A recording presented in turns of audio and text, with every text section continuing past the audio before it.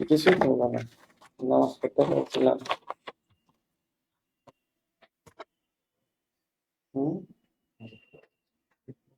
এরপরে আর কোন কথা?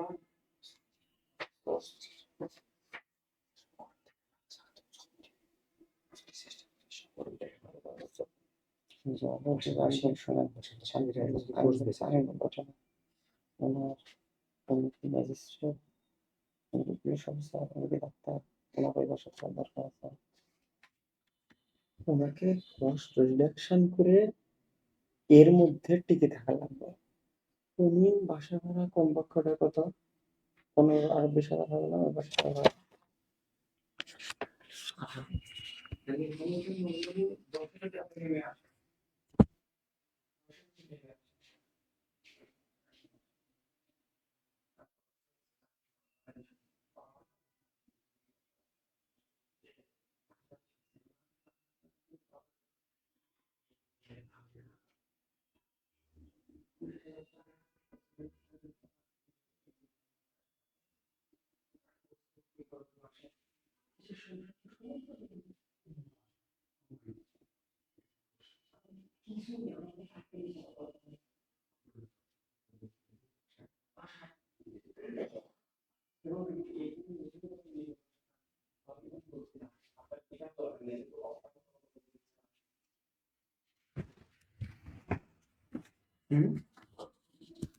আমি অল্প একটু কথা বলি, ছেড়ে দেবো তাহলে, ভালো লাগছে না। পানি পানি খাবো।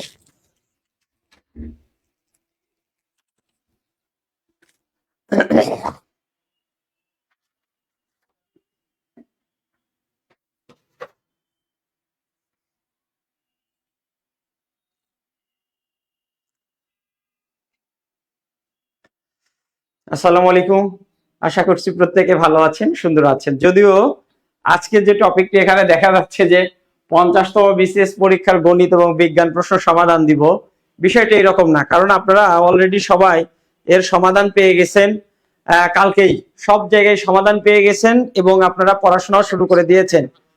বেসিক্যালি আমি যেটা চেষ্টা করব, আপনাদের আপকামিং যে এক্সামগুলো আছে, বিশেষ করে নেক্সট যে নিবন্ধন এক্সাম আছে, প্রাইমারি প্রধান শিক্ষক এক্সাম আছে, এট দ্য সেম টাইম 51তম বিসিএস, এখন থেকেই টার্গেট করে আমরা টপিক ওয়াইজ, প্রশ্ন ওয়াইজ আস্তে আস্তে বিশ্লেষণমূলক ক্লাস করব। শুধুমাত্র টিক চিহ্ন মার্কা ক্লাস না, যাতে করে আমরা একটু ডিপে ঢুকতে পারি। Already you are already known that যে বিপিএসসি থেকে শুরু করে বাংলাদেশের প্রশ্ন প্যাটার্ন ড্রামাটিক্যালি চেঞ্জড। সুতরাং আমাদের প্রিপারেশন প্যাটার্নটাকেও একটু চেঞ্জ করতে হবে। লাস্ট 2 মাস ধরে আমি আপনাদের সাথে বলেছিলাম যে এই দেশে সব ক্লাস হয়, বিজ্ঞান ক্লাস হয় না। বিজ্ঞানের এবারকার প্রশ্নটা দেখেন, এই প্রশ্ন কোন জায়গা থেকে আপনি পারবেন বলেন? আমি এই যে লাস্টের কয়েকটা ক্লাস নিয়েছিলাম, ডায়াবেটিক থেকে ওই প্রশ্নটা কমন পড়েছে, ভাইরাস থেকে ওই প্রশ্নটা কমন পড়েছে, তাছাড়া ম্যাক্সিমাম কোশ্চেনই দেখবেন একটু আমাদের আননোন টপিক গুলো থেকে। তো থ্যাংক ইউ সো মাচ যারা ক্লাসে জয়েন করেছেন। ইতি ইসলাম ওয়ালাইকুম আসসালাম, সঞ্জিদা পুতুল ওয়ালাইকুম আসসালাম, আনিকা দেবা ওয়ালাইকুম আসসালাম। তো আমরা একটু বিশ্লেষণমূলক ক্লাস করব, যে যে টপিকস গুলো থেকে 50তম বিসিএস এ প্রশ্ন আসছে। আমরা বিশ্বাস করতে চাই বা আমরা বুঝতে চাই যে এই টাইপের টপিক গুলো থেকে নেক্সট পরীক্ষাগুলোতেও প্রশ্ন হতে পারে। দ্যাট ইজ ওয়াই আমরা একটু বিস্তারিত সমাধান দেওয়ার চেষ্টা করব। স্পেশালি আমি একটু বিস্তারিত, শুধুমাত্র টিক চিহ্ন না দিয়ে একটু বিস্তারিত। হ্যাঁ, তাসবিয়ানো সাবা ওয়ালাইকুম আসসালাম। সবাই একটু আমরা দেখতে চাই যারা ক্লাসে জয়েন করেছি। আর কথা না বাড়িয়ে একটু সবার কাছে বলবো, আপনার ক্লাসটা চাইলে একটু শেয়ার দিয়ে দিতে পারেন, চাইলে একটু শেয়ার দিয়ে দিতে পারেন, চাইলে একটু শেয়ার দিতে পারেন। এই যে একটা সহজ কোয়েশ্চেন বলেছে 40 থেকে 50, 40 থেকে 50-এর মধ্যে একটি সংখ্যা দৈবভাবে, দৈবভাবে মানে র্যান্ডমলি, ইংরেজিতে র্যান্ডমলি, দৈবভাবে নেওয়া হলে এটি মৌলিক হওয়ার সম্ভাবনা কত? অনেকে এই কাজ করে 40 থেকে 50 10 হিসাব করে, কিন্তু 40 থেকে যখন বলে তখন 40 থেকে 50-এ যাইতে হলে 1 2 3 করে গুনেন, তাহলে 11 হবে। 11 হবে। আর 40 থেকে 50-এর মধ্যে আমার মৌলিক সংখ্যা আছে কয়টা স্যার? আছে কয়টা? 3টা। তাইলে এই যে 3, হ্যাঁ, মোট সংখ্যা হচ্ছে কয়টা? 11টা। 3টা আছে মৌলিক, তাইলে 3/11। and this is our answer। এটা তো আমরা সবাই জানি, এটা আমরা সবাই জানি। মেঘবালিক ওয়ালাইকুম আসসালাম, রুনা আক্তার ওয়ালাইকুম আসসালাম। একটু ক্লাসটা যদি দেখতে চাই একটু শেয়ার করে দিব। বলছে এই সংখ্যাগুলোর গড় বিচ্যুতি দেখেন, ক্লাস 5,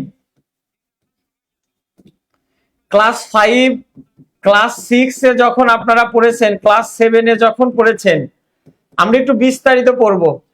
ক্লাস 5, 6, 7-এ যখন পড়েছেন তখন কিন্তু এই টাইপের প্রশ্নগুলো আমাদের আসতো, গড় বিচ্যুতি, মধ্যক, প্রচুরক। দেখেন একদম বেসিক থেকে প্রশ্নটা করেছে। আরেকবার বলছি, একদম বেসিক থেকে প্রশ্নটা করেছে। গড় বিচ্যুতি, মধ্যক, প্রচুরক, এগুলো দেখবেন ক্লাস 5, 6, 7 এর প্রশ্ন, সেইখান থেকে প্রশ্ন করেছে। আমরা একদম, হ্যাঁ, আমরা একদম বেসিক ক্লিয়ার করে শিখবো, একটু বিস্তারিত। গতকালকে যারা কোশ্চেনের আনসার গুলো দেখেছেন একটু সংক্ষিপ্ত পরিসরে দেখেছেন সব প্ল্যাটফর্মেই, তো আমি আজকে ম্যাথ এবং বিজ্ঞানের ইন ডিটেলস আলোচনা করব, যাতে আপনাদের বুঝতে সক্ষমতার সৃষ্টি হয়, বেসিকটা একদম ক্লিয়ার হয়ে যায়। বোঝা গেল? ওকে। কেমিস্ট্রি জোসনা ওয়ালাইকুম আসসালাম, ভালো আছি, একটু ক্লাসটা শেয়ার করে দিই।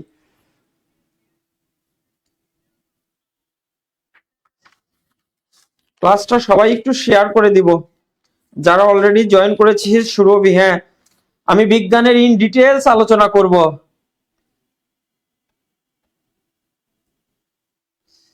এই যে গড় বিচ্যুতি বের করার স্টেপ হচ্ছে দুইটা,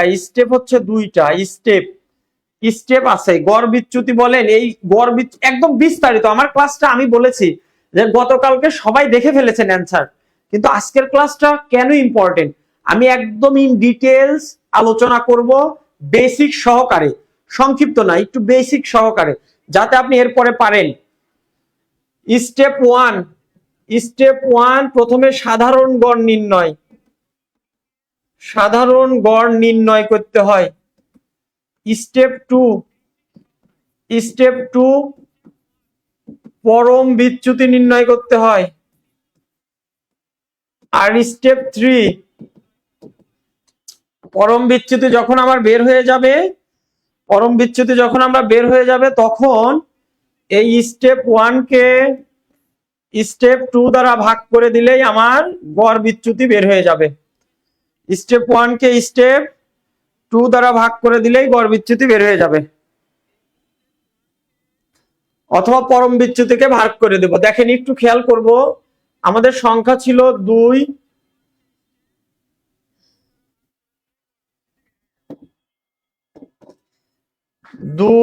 3, 4, 7, এই 4টা সংখ্যার প্রথমে সাধারণ গড় নির্ণয় করতে হয়। গড় বিচ্যুতির স্টেপ আছে, প্রথমে সাধারণ গড়, তারপর পরম বিচ্যুতি, তারপরে এই দুইটার ভাগফল। কেমন? একদম একটু বিস্তারিত করে শেখাবো। তাহলে প্রথমে সাধারণ গড়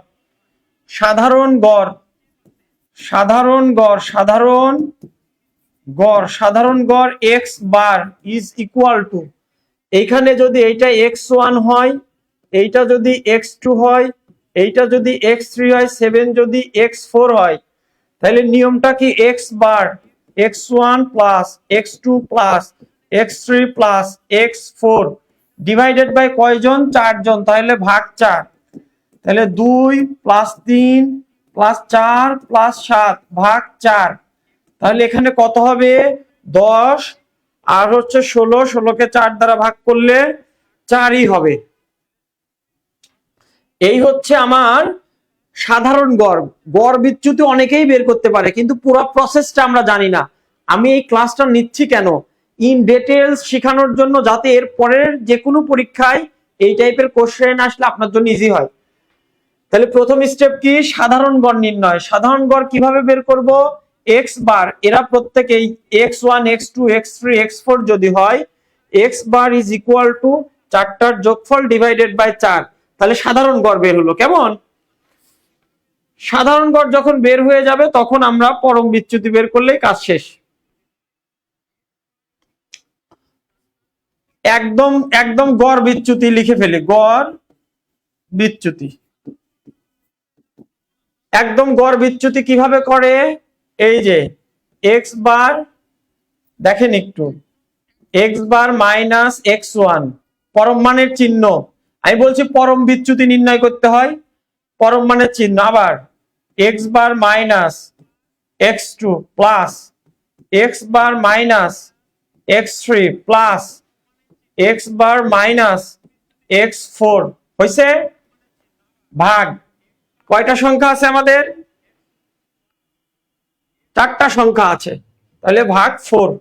তাহলে এক্স বার কত বের হয়েছে? ফোর। তাহলে আপনি ফোর মাইনাস এই যে এক্স ওয়ান মানে কত? টু প্লাস আবার ফোর, এই যে ফোর মাইনাস এক্স টু কত? এক্স টু থ্রি, তাহলে থ্রি প্লাস এক্স বার কত? ফোর মাইনাস এক্স থ্রি কত? ফোর। ওকে, তারপর কত? সেভেন, তাহলে ফোর মাইনাস সেভেন ভাগ ফোর।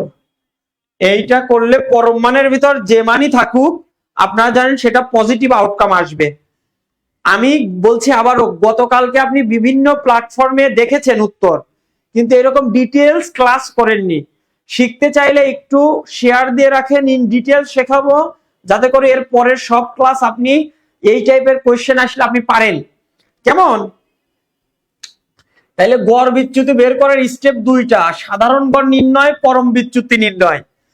তাহলে সাধারণ গড় মানে কি? চারটা যে রাশি ছিল, চারটে x one x two x three x four divided by four, answer হলো ফোর। আর পরম বিচ্যুতি কিভাবে?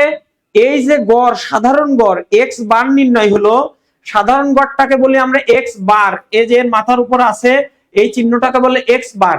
এই এক্স বার থেকে প্রত্যেকটা এলিমেন্টকে বিয়োগ করতে হয় আর যোগ করতে হয়, এগুলো হচ্ছে পরম মান চিহ্ন, যোগ করতে হয়, তাহলে এটা হয় পরম বিচ্যুতি। ওই পরম বিচ্যুতিকে আমি ভাগ করে দিলেই গড় বিচ্যুতি হয়ে যাবে। কয়টা দিয়ে? চারটা দিয়ে। কেমন? ওকে, তাহলে আপনাদের আনসার কত হবে? এখান থেকে 6/4 হবে, 6/4 হুইচ ইজ ইকুয়াল টু 3/2। এই যে এইটা। নাসরিন কবির, জান্নাতুল মা, ওয়ালাইকুম আসসালাম। একটু Rubel sir, thank you so much. তাহলে আমাদের আজকের ক্লাসের উদ্দেশ্য কি? কালকে সমস্ত প্ল্যাটফর্মে আপনাদের একটু সংক্ষিপ্ত আকারে দেখিয়েছে, আজকে আমরা ইন ডিটেল শিখবো। তাইলে গড় বিচ্যুতি নির্ণয় করার স্টেপ দুইটা, একটা সাধারণ গড় নির্ণয় আর একটা পরম বিচ্যুতি নির্ণয়। পরম বিচ্যুতি হচ্ছে এই যে এই জিনিসটা, পরম মানের ভিতর এই সাধারণ গড় থেকে আমি প্রত্যেকটা রাশিকে বিয়োগ করব।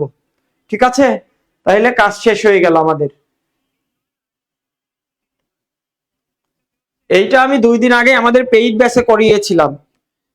ধারার ক্লাসে, যারা ধারার ক্লাসটা করেছেন, বিশেষ করে 6 ব্যাচে যারা ছিলেন, Nasrin Kabir, thank you. Nazmul Kabir, thank you so much, my favourite teacher না, thank you so much Nazmul.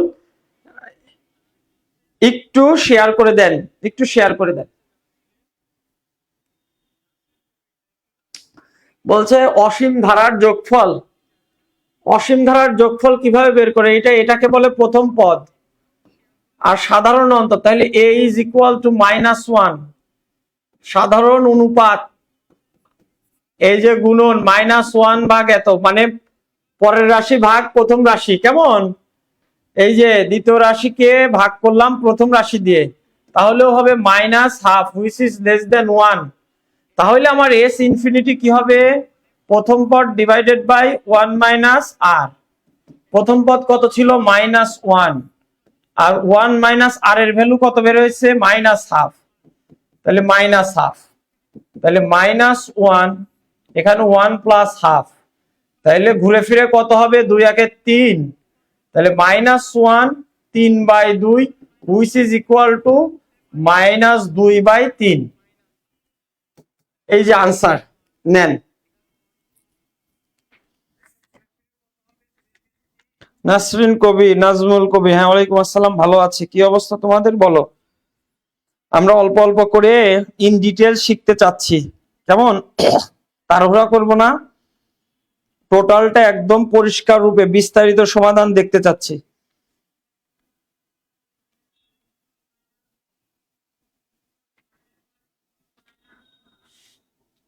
আছি আলহামদুলিল্লাহ। কি করলাম, এই যে যদি আপনার ভ্যালুটা আর এর ভ্যালু সাধারণ অনুপাতের ভ্যালু লেস দেন 1 হয়, তখনই কেবলমাত্র এস ইনফিনিটি বের করা যায়, অর্থাৎ অসীমতক সমষ্টি বের করা যায়। সামেশন অফ ইনফিনিটি সিরিজ, এটার নাম সামেশন অফ ইনফিনিটি সিরিজ। অসীমতক পর্যন্ত সমাধান বের করতে পারবেন। তাহলে দেখলাম আর এর ভ্যালু কিভাবে বের করে, এই দ্বিতীয় পদ ভাগ প্রথম পদ, ভাগ করলে উল্টায় যাবে, তাহলে মাইনাস হাফই হলো। তাইলে প্রথম পদ ডিভাইডেড বাই 1 মাইনাস আর, যোগ বিয়োগ করলাম, মান বের হয়ে গেছে। এইটা হচ্ছে আমাদের নর্মাল প্রসিজার। নূর আলম, ওয়ালাইকুম আসসালাম, কেমন আছি? সবাই একটু দয়া করে শেয়ার করে দিব। বলছে 2 3 4 এর প্রকৃত উপসেট কয়টা?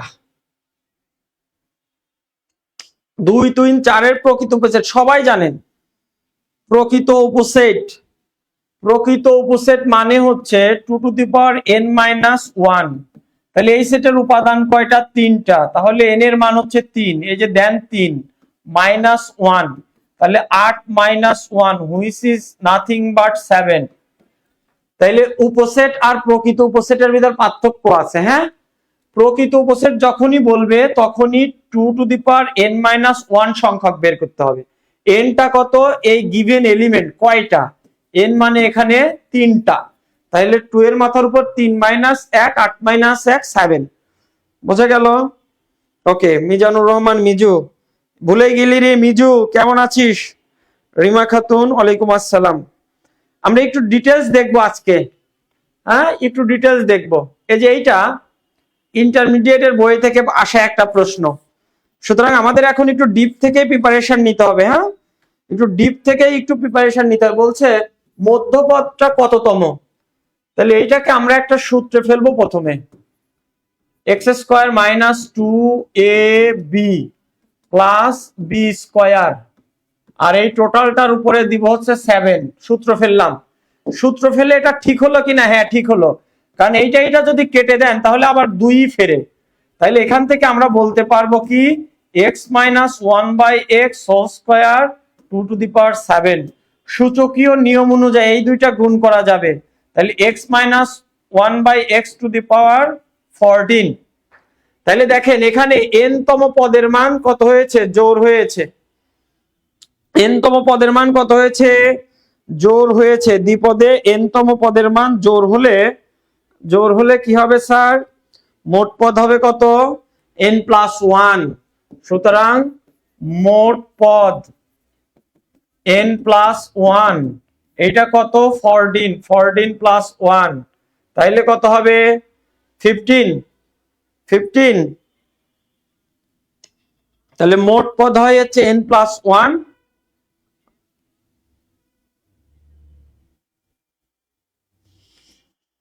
তাহলে মোট পদ এটা না বের করে আপনি সরাসরি এভাবেও বের করতে পারবেন। এই যে n বাই 2 প্লাস 1, n কত? 14 বাই 2 প্লাস 1, তাহলে 7 প্লাস 1 সমান সমান 8। তাহলে এটা অষ্টম পদ। আর একবার বলি, এইটা ইন্টারমিডিয়েটের বই থেকে একটা প্রশ্ন দিয়েছে, সেটা হচ্ছে এই বিস্তৃতিতে মধ্যপদ কত। তো মধ্যপদ বের করার নিয়ম n বাই 2 প্লাস 1 যদি জোর হয় আমার n তম নাম্বারটা, তাহলে এইটাকে আমি প্রথমে একটা সূত্রে ভেঙে নিলাম, a square minus 2ab plus b স্কয়ারের স্টাইলে। তাহলে a মাইনাস হোল স্কয়ার, সূচকীয় নিয়ম অনুযায়ী এটার মাথার উপর চলে গেল 14। তাহলে আমার এখন মোট পদ বা মধ্যপদ আমরা মধ্যপদ যেই দেখবো হচ্ছে ওইটা হচ্ছে জোর। তাহলে মধ্যপদ বের করব n বাই 2 প্লাস 1, n এর মান এখানে কত? 14। তাহলে 7 প্লাস 1 8।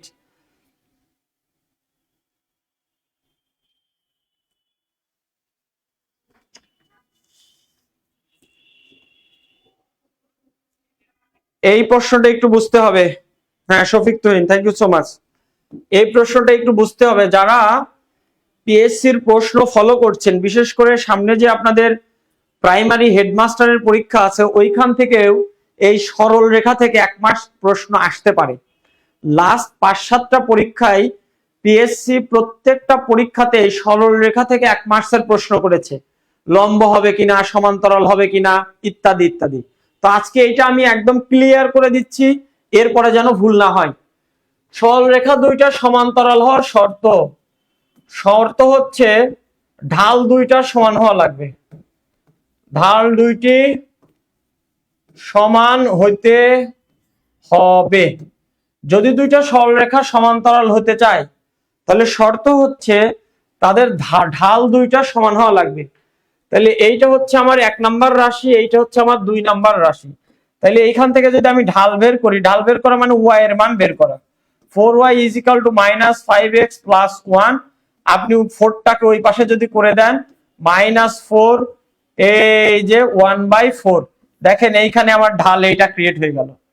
আর 2 নাম্বারের ক্ষেত্রে যদি আপনি এইখান থেকে k yটা এই পাশে রাখেন তাহলে -2x + 7, আপনি যদি yটা এই পাশে রাখেন তাহলে -2/kx প্লাস এরকম কিছু হবে। তা আমাদের ওইটা দরকার নেই, আমাদের দরকার এইটা। এইটা হচ্ছে m1, এইটা হচ্ছে m2। প্রশ্ন মতে অ্যাকর্ডিং টু দা কোয়েশ্চেন যদি এরা সমান্তরাল হয় তাহলে এই দুইটা ভ্যালু, এই দুইটা ঢাল, ঢাল 1 ঢাল 2 সমান হওয়া লাগবে, ঢাল 1 ঢাল 2 সমান হওয়া লাগবে। কেমন? তাহলে এখন কি এর মান তো ইজিলি বোঝা যাচ্ছে, 8/5, এই যে অ্যান্সার। তাহলে নিয়মটা একটু দেখে নিব। নিয়মটা কি? দুইটা সরলরেখা কখন সমান্তরাল হবে? যদি তাদের ঢাল দুইটা সমান নয়।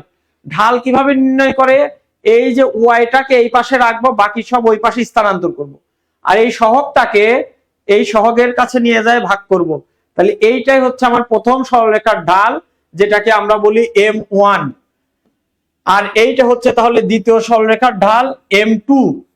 আমি শুরুতেই বলেছি সত্য হচ্ছে সমান্তরাল হওয়ার ঢাল দুইটা সমান হওয়া লাগবে। তাহলে অ্যাকর্ডিং টু দা কোয়েশ্চেন এই দুইটা ভ্যালু সমান, সেখান থেকে কে এর মান আপনি পাবেন 8/5। উম্মে সালাম আলাইকুম আসসালাম। হ্যাঁ, সবাই একটু কাইন্ডলি, এখনো যারা শেয়ার করিনি একটু শেয়ার করে দেই। বোর্ড ঝাপসা লাগছে কেন? ঝাপসা তো লাগার কথা না। নিয়মটা বুঝছি। আমরা গতকালকে সব জায়গায় দেখেছি একটু সংক্ষিপ্ত আকারে উত্তর, তো আমরা আজকে চেষ্টা করছি একটু বিস্তারিত উত্তর দেওয়ার। হ্যাঁ, Nur Alam, thank you so much. সবাই একটু কাইন্ডলি, যারা এখনো বলছে ক্ষুদ্রতম মান কত, এটা একটা দ্বিঘাত সমীকরণ, 2x² + 3x + 1, এইটা একটা দ্বিঘাত সমীকরণ। দ্বিঘাত সমীকরণের ক্ষুদ্রতম মান বের করার অনেক রকম সূত্র আছে। এটা একটা দ্বিঘাত সমীকরণ। দ্বিঘাত সমীকরণে এটাকে আমরা a বলি, এইটাকে আমরা b বলি, আর এইটাকে আমরা c বলি। ক্ষুদ্রতম মান তখনই পাবো, ক্ষুদ্রতম মান হবে যখন a > 0 হবে। ক্ষুদ্রতম মান আপনি তখনই বের করতে পারবেন যখন a এর মান 0 থেকে বড় হবে। তার মানে এখানে অবভিয়াসলি a এর মান 0 থেকে বড় আছে, a এর মান 2 0 থেকে বড়, সুতরাং ক্ষুদ্রতম মান বের করা যাবে। ক্ষুদ্রতম মান is equal two Atoyar Rahman. Atoyar, ওয়ালাইকুম আসসালাম স্যার, কেমন আছেন? সবাই একটু শেয়ার করে দেই। হ্যাঁ শফিক তুহিন, সঠিক বলেছেন আপনি। একটু শেয়ার করে দেই, বিস্তারিত একটু শিখি আমরা। হ্যাঁ, এরপরে বিজ্ঞান সলিউশন দিব। বিজ্ঞানে ইন ডিটেলস আমি দেখাবো যে আমাদের ক্লাস, বিশেষ করে আমি যে ক্লাসগুলো নিচ্ছিলাম সেখান থেকে অনেকগুলো কোয়েশ্চেন আপনাদের কমন এসেছে।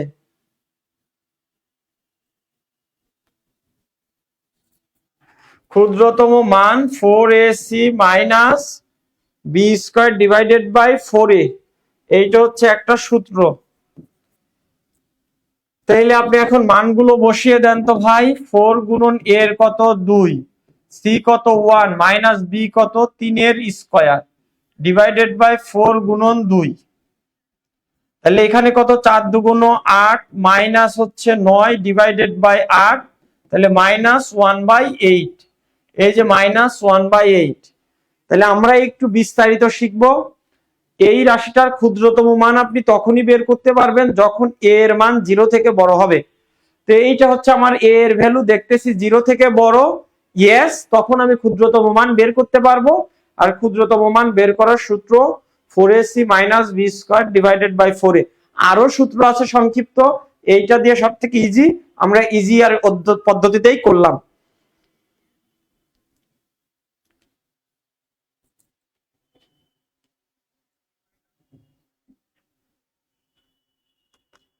বুঝতে পেরেছি নিশ্চয়ই। পরেরটা চলেন, এটা তো সবাই পারবেন। সমবাহু ত্রিভুজ যখনই বলছে বাহুর দৈর্ঘ্য দেওয়া আছে, ক্ষেত্রফল √3/4 এ স্কয়ার তার ক্ষেত্রফল, তাহলে এই হচ্ছে √3/4, এই এ হচ্ছে এক বাহুর দৈর্ঘ্য। ক্যালকুলেশনটা একটু স্মার্টলি করা শিখতে হবে। আপনি এখানে দুই ভাবে করতে পারেন, 8 8 64 এটাও করতে পারেন, অথবা এই √3/4 আপনি এখানে 8 কে 2 বারও গুণ করতে পারেন। এখানে যদি কাটেন তাও 16 হবে, এখানে যদি 2 দিয়ে কাটেন তাও 16ই হবে। তাইলে 16√3, স্মার্ট হওয়া লাগবে আপনার ক্যালকুলেশনে। 16√3 আপনার যেটা ইচ্ছা। হ্যাঁ নূর আলম সঠিক বলেছেন। ক্লাসটা গতকালকে নিলে ভালো হতো, আজকে আপনাদের অনেকেরই ইচ্ছা নাই, কারণ এই পরীক্ষাগুলো কিন্তু সামনের পরীক্ষাগুলোতে এই টাইপের কোশ্চেন আসবে। এই জন্য আজকে আমি জানি আপনারা এগুলো সব করেছেন, তারপরেও দাঁড়ালাম একটু সমাধান দেওয়ার জন্য। হ্যাঁ, দেখলে ক্ষতি নাই, একটু বিস্তারিত করাই দিচ্ছি, একটু খেয়াল করেন। দেখলে ক্ষতি নাই, একটু বিস্তারিত করিয়ে দিচ্ছি। বলছে এই রাশিটার সমাধান সেট, কিছুই করা লাগবে না, আপনি সরাসরি এটাকে ভেঙে লিখেন, গুণ করে দেন। -px - qx plus pq is equal two 0। তাহলে এখানে কমন কি আছে? x, তাহলে x মাইনাস p, এখানে কমন কি আছে? q, qx মাইনাস p সমান 0, সমান x minus p x minus q is equal two 0। সুতরাং x minus p is equal two 0, x is equal two p। সুতরাং x minus q is equal two 0, x is equal two q। সুতরাং সমাধান একটু বিস্তারিত করাই দিচ্ছি আপনাদের বুঝতে যাতে প্রবলেম না হয়, একদম সহজ করে। এটা জাস্ট আপনি এখানে গুণ করবেন, কমন নেবেন, কাজ শেষ। থ্যাংক ইউ সো মাচ যারা এখনো আছেন। বিজ্ঞান ক্লাসটা অনেক কিছু শেখাবো, আপনারা একটু থাকবেন। আর যারা একটু শেয়ার করেননি, চাইলে একটু শেয়ার করে, কেমন, একটু শেয়ার করে দেন। অনেকেই কালকে মিস করেছে।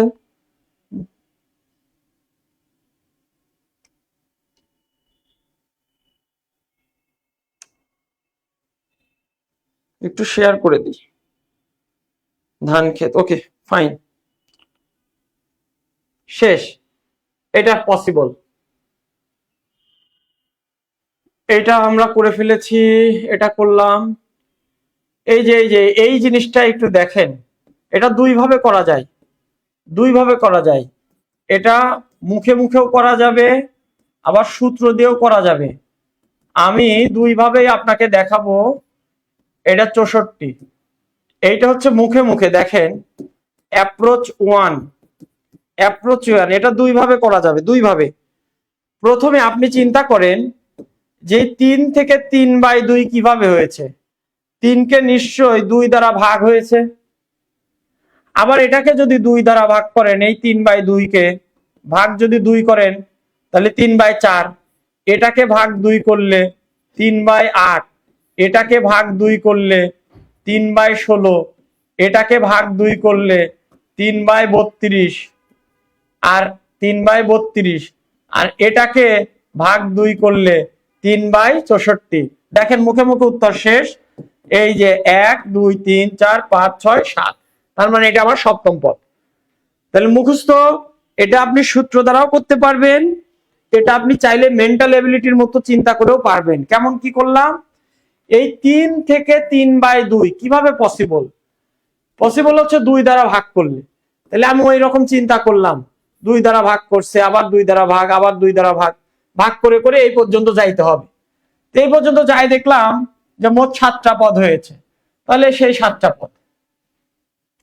অথবা এইটা আমার n-তম পদ, এইটা আমার n-তম পদ, তাহলে এই যে n-তম পদ এইটা হচ্ছে অ্যাপ্রোচ 2, অ্যাপ্রোচ টু n তম পদ সমান 3/64। n তম পদ কি a r two the power n minus 1 3/64। এখানে a এর ভ্যালু কত? a এর ভ্যালু 3, এই এর ভ্যালু 3 বসালাম, এর ভ্যালু 3, আর এর ভ্যালু কত? এই 3/2, 3/2 ভাগ করলে উল্টায় যাবে, তাইলে হচ্ছে 3 1 তাহলে হাফ হচ্ছে, half to the power n minus 1 to the power 3/64। তো আমরা একটু ওই পাশে নামায় দেই, হাফ n মাইনাস 1 3/64 গুণন 3, তাহলে এটা কাটা সমান সমান 1/64। তাহলে এখান থেকে একটা লাইন আমরা লিখতে পারি, এই যে half to the power n minus 1, আর এইটা লিখতে পারি কত? হাফ টু দি পাওয়ার 6। কাজ শেষ। তাহলে এইটা এই যে আমার বেস বাদ হয়ে যাবে, n minus 1 is equal to 6, n minus 1 is equal to 6, n is equal to 6 plus 1 which is equal to 7। আমরা চাইলে কিন্তু আরো সহজ করতে পারতাম।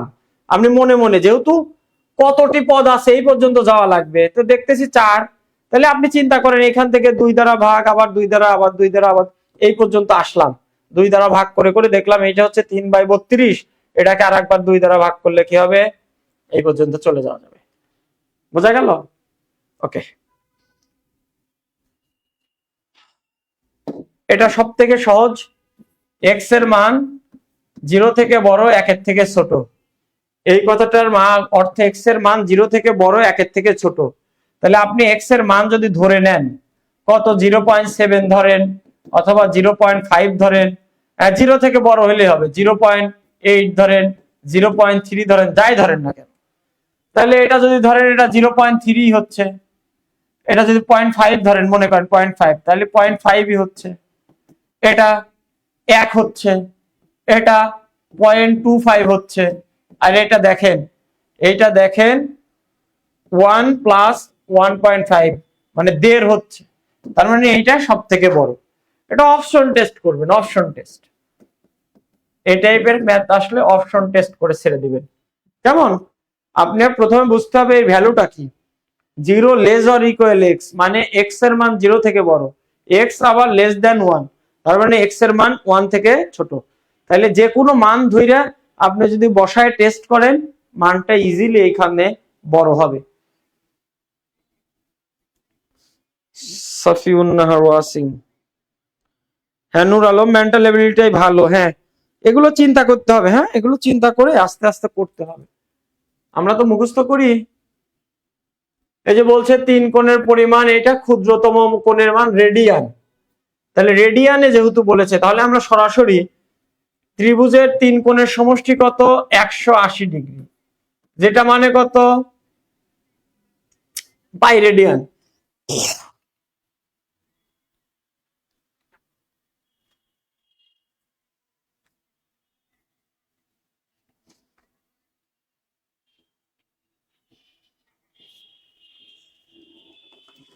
তাহলে এটা সবাই পারেন, x plus x by 2 plus 3x divided by 2 is equal to 180। তাহলে এখান থেকে x এর মান বের হবে কত? 360 ডিভাইডেড বাই কত বের হবে? 6x, 6, তাহলে এখান থেকে বের হবে 60 ডিগ্রি। দেখেন এখন আপনি যদি 180 কে 60 ডিগ্রি দ্বারা ভাগ করেন পাবেন কত, বা 60 দ্বারা ভাগ করেন পাবেন কত? পাবেন কত? 6 পাবেন। এটা কাটা, 3 6 18, তাহলে 30 ডিগ্রি পাবেন। তাহলে সিম্পলি আপনি ওইভাবে চিন্তা না করে নরমালিও চিন্তা করতে পারেন, এটা সব থেকে ছোট কোণ হচ্ছে এইটা, তাহলে ছোট কোণ যদি এইটা হয়, তাহলে এইটা যদি 60 ডিগ্রি হয়, এটার পরিবর্তে এখানে পাই নিয়েও হিসাব করতে পারেন, পাই নিয়েও হিসাব করতে পারেন, বা 1 রেডিয়ান নিয়েও হিসাব করতে পারেন। হিসাব করে আপনি সরাসরি মানটা বসায় দিলেই হয়ে যাবে।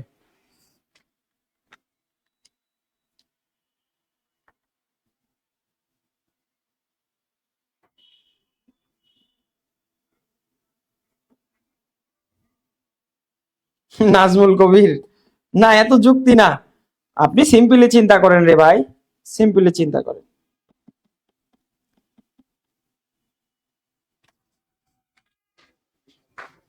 তাহলে pi by 60, pi by 6, answer শেষ। এটা তো সবাই পারছেন আপনারা। এখানে অক্ষর আছে 1 2 3 4 5 6 7 8, তাহলে 8 ফ্যাক্টোরিয়াল। ভাগ করা লাগবে, কমন কয়টা আছে? এই যে এ আছে 2টা, 2 ফ্যাক্টোরিয়াল। আর কি আছে? এস আছে 3টা, এই 3 ফ্যাক্টোরিয়াল। যারা গুণ করতে পারেন না, এই 8 কে এইভাবে চলে যাবেন, 7 গুণন 6 গুণন 5 গুণন 4 গুণন 3 গুণন 2 গুণন 1। আর এইখানে 2 ফ্যাক্টোরিয়াল মানে এরকম, হ্যাঁ, আবার 3 ফ্যাক্টোরিয়াল মানে এইরকম। যাই করেন না কেন সমস্যা নাই।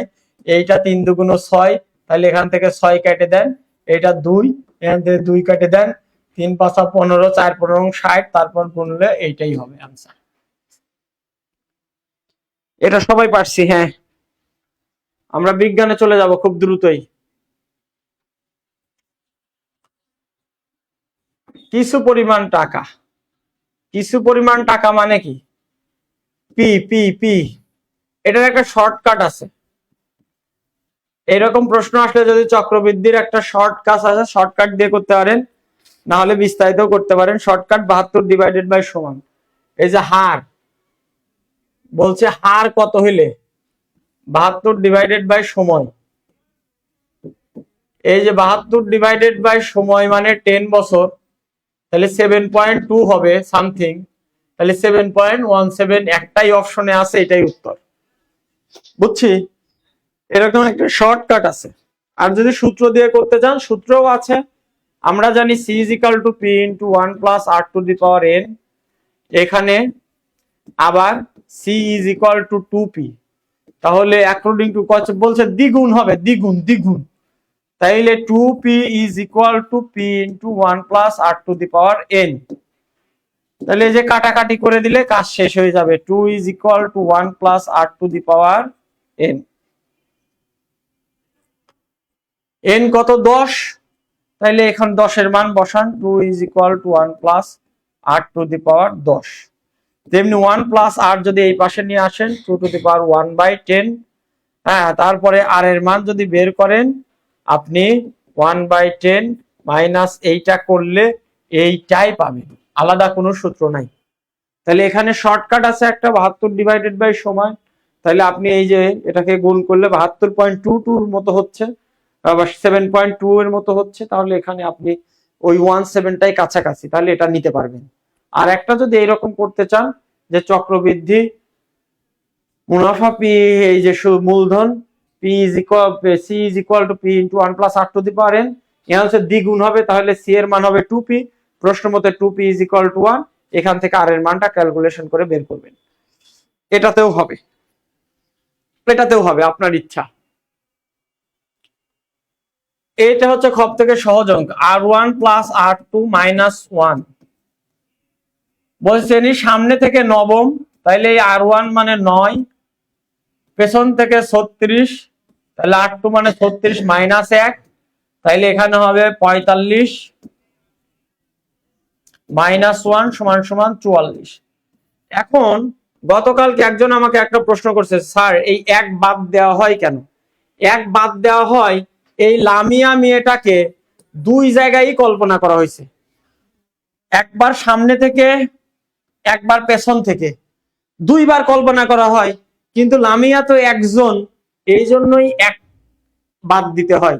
2 বার কল্পনা করা হয়, 1 বাদ দিলে পিওরলি একবারই থাকে।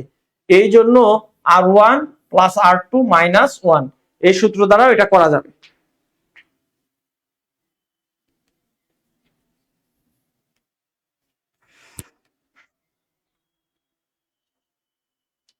বোঝা গেল বিষয়টা? r1 প্লাস r2 মাইনাস 1, এই 1টা কেন বাদ দেওয়া হয়? কারণ লামিয়া একবার সামনে একবার পিছনে, একটা লোক তো 2 বার 2 জায়গায় বসতে পারবে না এট এ টাইমে। এই জন্য একটা লোক একবারই বসতে পারবে, 2 বার হিসাব করা হয়েছে, একবার সামনে একবার পেছনে, 1 বাদ দেওয়া হয়েছে। ক্লিয়ার? ক্লিয়ার, ওকে। এইটা আমাদের পেইড ব্যাচে কয়েকদিন আগে হুবহু এই ম্যাথটাই করিয়েছিলাম, এটা হুবহু প্রশ্নটা কমন পড়ছে।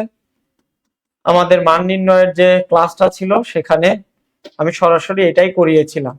সরাসরি বর্গ করে দেন, বর্গ করে দিলে এটা সূত্রে পড়ে গেল a square plus 2ab plus b square. কেমন? Okay fine. তাহলে এখানে x রুট উঠে যাবে স্কয়ারের দরুন, এটা কাটা, তাহলে 2 প্লাস 1 বাই এখানে রুট উঠে যাবে x। তাহলে আমাদের প্রশ্নে দেওয়া আছে x প্লাস 1 বাই x এর মান একসাথে করে লিখলাম, এখানে হচ্ছে 2। কেমন? তাহলে এটার ভ্যালু কত? 0 দেওয়া আছে, তাহলে 0 plus 2 which is equal two 2।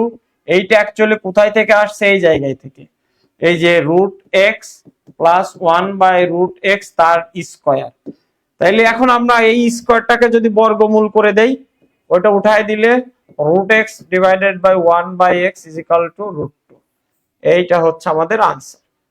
এই যে রুটটা তুলে দিলাম, তাহলে এর মাথার উপর সরি স্কয়ারটা তুলে দিলাম, এই যে এই পাশে যে বর্গমূল হয়ে গেল। হ্যাঁ শাহাদুত রাকিব, ওয়ালাইকুম আসসালাম। ওকে ঠিক আছে, উপরে লিখবো এরপর থেকে। এটা পরম মান নির্ণয়ের এই টাইপের যদি দেখেন, এখানে যা দেখবেন তার বিপরীত রাশি এই পাশে বসাবেন, একবারে করে ফেলবেন, দুইবারে করার দরকার নাই। এইখানে যে চিহ্ন আছে দিবেন 3x মাইনাস 1 লেস দেন 2। এখন আপনার সবসময় টার্গেট থাকবে এই ভিতরটা x, এই পদ ফ্রি করা। এই পদ ফ্রি করতে হলে এখানে -1, তাহলে এখানে যোগ করব 1, কেননা এখানে -1 আছে, যোগ যদি করি 1 তাহলে এটা কাটা যাবে, এইখানে দিব +1। তাহলে আমার প্রাইম টার্গেটটা কি ভাই? প্রাইম টার্গেট এই জায়গায় x এর সাথে যে ভ্যালু আছে ওইটাকে অমিট করা। তাহলে -1 এর সাথে +1 করব, তাহলে এই পাশেও +1, এই পাশেও +1। এইখানে হলো -1 less than thrice x less than 3। এখন আমরা x কে ফ্রি করব, এই 3 দ্বারা উভয় পাশে ভাগ করে দেন, -1/3 less than x less than 3/3। তাহলে -1/3 less than x less than 1। তাহলে আমাদের মান কোনটা হচ্ছে আপনি নিজেই বুঝে গেছেন এখন, আর আমাকে করাইতে হলো না। ঠিক আছে, ওকে। শিপ্রা খাতুন, কখন শুরু হলো? অনেক সময় শুরু হয়েছে। আমরা আর একটু পর বিজ্ঞানে যাব। আপনাদের সামনে যে পরীক্ষাগুলো আছে আমি একটু ডিটেল করাচ্ছি, ডিটেল ব্যাখ্যা দিয়ে করাবো বিজ্ঞানের ক্লাস, যাতে করে আপনাদের জন্য সুবিধা হয়, নেক্সট ক্লাসগুলো আপনাদের জন্য সুবিধা হয়। তাহলে এই পরম মানযুক্ত চিহ্ন যদি এইরকম আসে, প্রথম কাজ এর সামনে এই জায়গায় যে ভ্যালুটা থাকবে তার বিপরীত রাশি দুই পাশে দিয়ে দিব, +2, তাহলে এই পাশে -2 দিয়ে দিব, আর তুলাই দিব, তুলাই দিয়ে এখানে যেহেতু লেস দেন দিয়ে দিব। তারপরের কাজ এইখানে যদি +1 +2 যাই থাকে এটাকে বাদ দিব, এখানে -1 ছিল তাহলে +1 করব, তাহলে +1 এক জায়গায় করলে তো হবে না, এই পাশে 1 এই পাশে 1। তারপরে x কে ফ্রি করার জন্য এই 3 দ্বারা ভাগ করে দিলাম। ক্লিয়ার? একটু পানি দিবেন। এই মঞ্জুয়ারা বৃষ্টি, কোথায় আপনি? হালকা মিডিয়াম। যদি এই টাইপের কোনো প্রশ্ন দেখেন আপনি, এতকে x-3 দ্বারা ভাগ করলে ভাগশেষ কত হবে, তাইলে আপনি কিছুই না, এটার সূত্র হচ্ছে x-3 মানে কি, x এর ভ্যালু আপনি কত বসাবেন, x ইজ ইকুয়াল টু 3 বসাবেন, অর্থাৎ এটাই হচ্ছে fa। তাইলে fa ইজ ইকুয়াল টু, আপনি যদি ওটাকে fx বলেন, তাহলে fx is equal two x two the power 4 minus 2x plus 1। তাইলে x-3 দিয়ে ভাগ করা মানে ভাগশেষের সূত্র অনুযায়ী fa তথা x এর ভ্যালু 3 দ্বারা 3 বসায় দিলে কাজ শেষ। 3 টু দি পাওয়ার 4 গুণন 3 প্লাস 1, 81 মাইনাস 6 প্লাস 1 সমান 76। এই যে ভাগশেষের নিয়মে করলে আপনার দিন শেষ হয়ে যাবে, অনেক করা লাগবে। এই জন্য আপনি নর্মাল নিয়ম, ভাগশেষের নিয়ম অনুযায়ী এই x-3 দ্বারা ভাগ করার অর্থ f(x) এর জায়গায় 3 বসানো। তাহলে এটা যদি f(x) এর ফাংশন হয়, ফাংশন অফ x হয়, তাহলে এখানে 3 বসায় দেন সব জায়গায়। আর এই যদি +3 হতো তাহলে -3 বসাতাম। ওকে, এটা দুইটা অ্যাপ্রোচে দেখাবো, আমি বিস্তারিত ক্লাস দিচ্ছি, এখানে কোনো ইয়ে নাই। হ্যাঁ, সবাই করেছেন যদিও কালকে, আমি একটু বিস্তারিত দেখায় দিচ্ছি, একটু খেয়াল করেন। আমাদের এই জায়গায় কি আছে, প্রত্যেক ইজ ইকাল টু 2/3। তাহলে এখানে আছে a/b সমান 2/3, মানে কি এটারই নাম হচ্ছে a/b ইজ ইকাল টু 2/3। তাহলে একইভাবে পরেরটা b/c, তাহলে b অনুপাত c ইজ ইকুয়াল টু 2/3। একটু খেয়াল করলেই বুঝতে পারবো, এই জায়গায় b, এই জায়গায় b, কিন্তু এই জায়গায় মান তার 3, এই জায়গায় মান তার 2। একই বস্তুর দুইটা মান হইতে পারবে না। b মানে b, একই রকম চেহারা, তাহলে সমান আছে নাই, সমান করে নিতে হবে। তাহলে দ্বিতীয় অনুপাতের প্রথমটা দিয়ে প্রথম অনুপাতের সবাইকে গুণ করব, তাহলে হবে 4/6। আর এই যে প্রথম অনুপাতের দ্বিতীয়টা দিয়ে দ্বিতীয় অনুপাতের সবাইকে গুণ করব, তাহলে হবে 6/9। সুতরাং a/b/c is equal to 4:6:9। সুতরাং a/c is equal to 4:9। This is our answer. ওকে, হ্যাঁ এভাবে করা যাবে, অথবা সরাসরি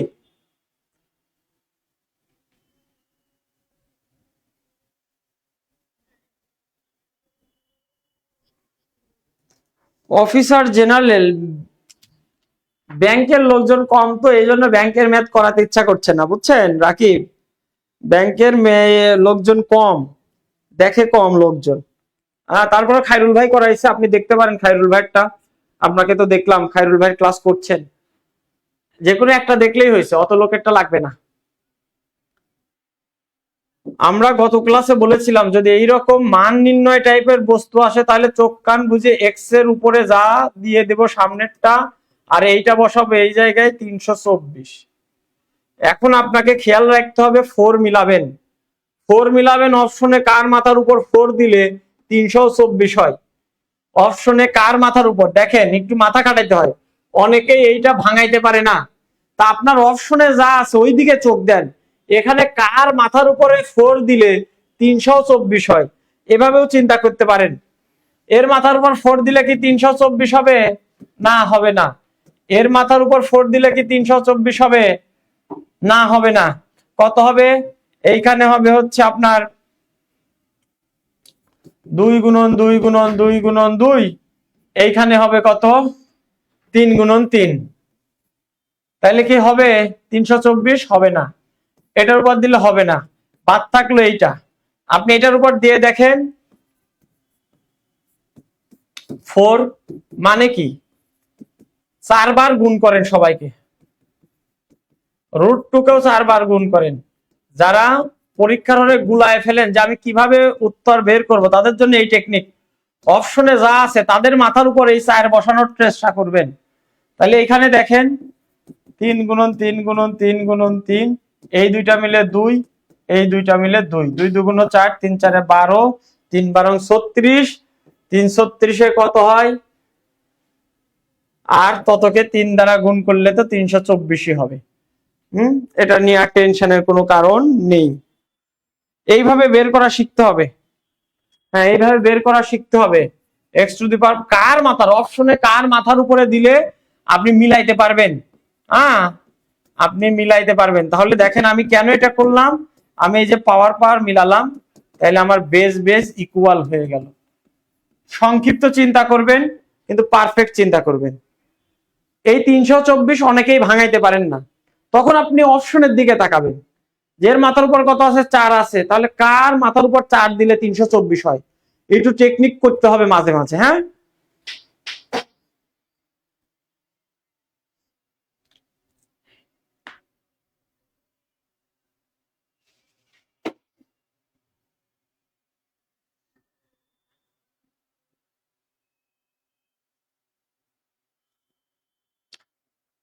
এটা সবাই জানে। এটা বর্গক্ষেত্রেরটা বড় হয় কেন? ফর এক্সাম্পল, এই সমান দৈর্ঘ্যের দুইটা দড়ি, সমান দৈর্ঘ্য যদি আপনি মনে করেন, এই যে একটা দড়ির যদি আপনি পেরিমিটার বা পরিধি 16 মনে করেন, তাহলে এটা যদি বর্গের এক বাহু বাইর করেন, 4 দ্বারা ভাগ করলে 4, আবার বর্গের ক্ষেত্রফল হয় 16। কিন্তু আয়তের ক্ষেত্রে কি হয়? দৈর্ঘ্য বড় হয় আর প্রস্থ একটু ছোট হয়। তাহলে আপনি যদি এর দৈর্ঘ্য 5 মনে করেন, এর প্রস্থ যদি 3 মনে করেন, তাহলে গুণফলটা কত হবে? 5 গুণন 3 সমান সমান 15। তাহলে বড় হবে কোনটা? এইটা। এটা সাধারণ জ্ঞানের প্রশ্ন। এটার ক্ষেত্রে কি করবেন দেখবেন পয়েন্টের পরে কয় ঘর আছে? 1 2 3 4 5 6। তাহলে আপনি চিন্তা করার আর কিছু নাই, আপনার আনসারে 6 ঘর বানানো লাগবে এই পয়েন্টের পরে। তাহলে 1 2 3 5 5 25, 5 25 125। এইবার যতটা দিলে 6 ঘর মেলে। হ্যাঁ, কাজ শেষ।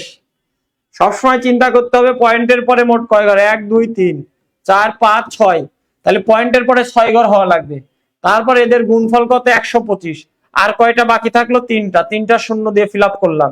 ডান। ডান। ওকে।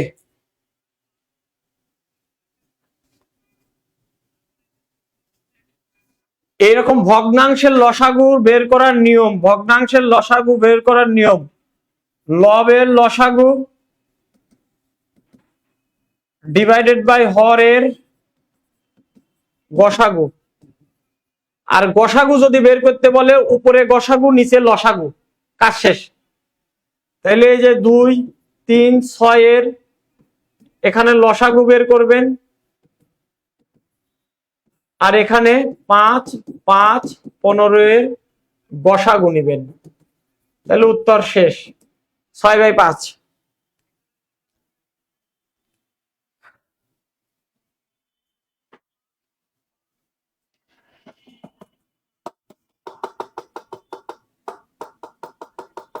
হ্যাঁ, শাহাদত রাকিব, 6/5 হবে আনসার। এটা সবাই জানে, আমরা জাস্ট মনে করাই দিলাম। যদি এরকম ভগ্নাংশের লসাগু আসে, আমি আমার পেইড ক্লাসে করিয়েছিলাম, শাহাদত রাকিব মনে আছে? এই ভগ্নাংশের লসাগু আসলে ভগ্নাংশ লবের লসাগু উপরে, যেটা চাবে সেটা উপরে। ঠিক আছে? ওকে। এই যে পাওয়ার সেট মানে কত ভাই? পাওয়ার সেট মানে 2 টু দি পাওয়ার n। কাজ শেষ। এইখানে কয়টা আছে? x লেস অর ইকুয়াল 5 স্বাভাবিক সংখ্যা। তাহলে 1 2 3 4 5। x লেস অর ইকুয়াল 5 মানে কি? 1 থেকে শুরু করে নিয়ে 5 অথবা 5 এর ছোট। এই হচ্ছে আমাদের সেট। আছে কয়টা? আছে 5টা। তাহলে 5টা সমান সমান 32। এই যে आंसर। ম্যাথে এবার কম্পারেটিভলি সহজই আসছে। এটা তো আমাদের মেন্টাল এবিলিটির প্রশ্ন দেখতেছি। এটা সূত্র, এটা সহজ। এটা কি? বিম্ব এবং বস্তু সমান দূরত্বে থাকে, প্রতিবিম্ব এবং বস্তু সমান দূরত্বে থাকে। তাহলে লম্ব বরাবর বলছে সেকেন্ডে 10 সেন্টিমিটার যায়। তাহলে 4 সেকেন্ডে কত যায়? 4 গুণন 10 সমান 40। বলছে বস্তুটি এবং প্রতিবিম্বর মধ্যে দূরত্ব কত? বস্তু যত দূর, প্রতিবিম্ব অপর পাশে তত দূর। তাইলে 40 প্লাস 40 সমান 80। এই হচ্ছে 25টা শেষ। এখন আমরা বিজ্ঞানে চলে আসলাম। হ্যাঁ, বিজ্ঞানের প্রশ্নগুলো সমাধান করে দিব উইথ এক্সপ্লানেশন। চাইলে একটু এখনো যারা শেয়ার করেনি ক্লাসটা শেয়ার করে দিতে পারি। ও, আপনি কখন দিলেন গো?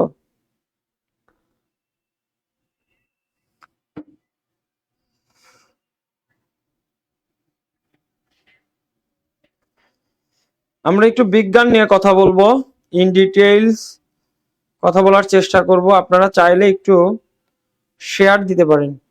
বিজ্ঞান নিয়ে অনেক জায়গায় দেখলাম অনেক ধরনের আনসার। আমি একটু বিস্তারিত বলার চেষ্টা করব, আশা করি আপনাদের ভালো লাগবে। আমি একটু বিস্তারিত বলার চেষ্টা করব, আশা করি আপনাদের ভালো লাগবে। বিজ্ঞান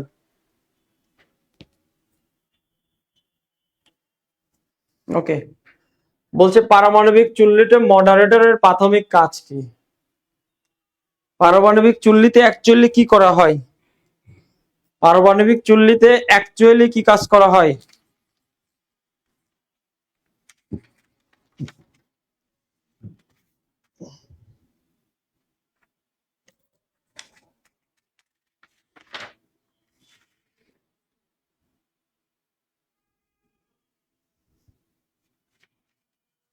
বলেন। পারমাণবিক চুল্লিতে অ্যাকচুয়ালি কি কাজ করা হয়? একজন একটু বলেন। দেখি কার কি আলোচনা আছে।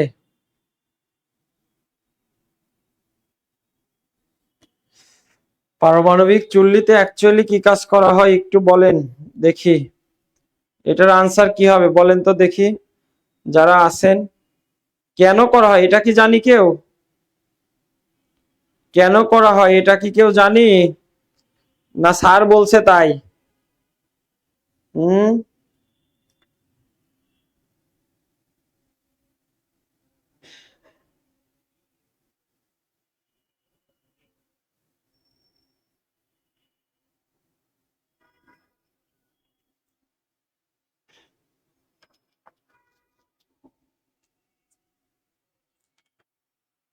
এটার আনসার সবাই জানে, কিন্তু অ্যাকচুয়ালি তিনটা কারণে ইউজ করা হয়। এক নাম্বার কারণ নিউট্রনের গতিবেগ হ্রাস, গতিবেগ হ্রাস।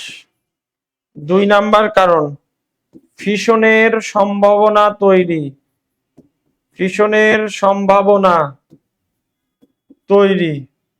তিন নাম্বার কারণ chain reaction, chain reaction, chain reaction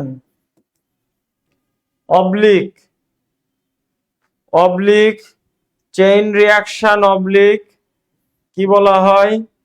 শৃঙ্খল বিক্রিয়া। হুম হুম বিক্রিয়া নিয়ন্ত্রণ।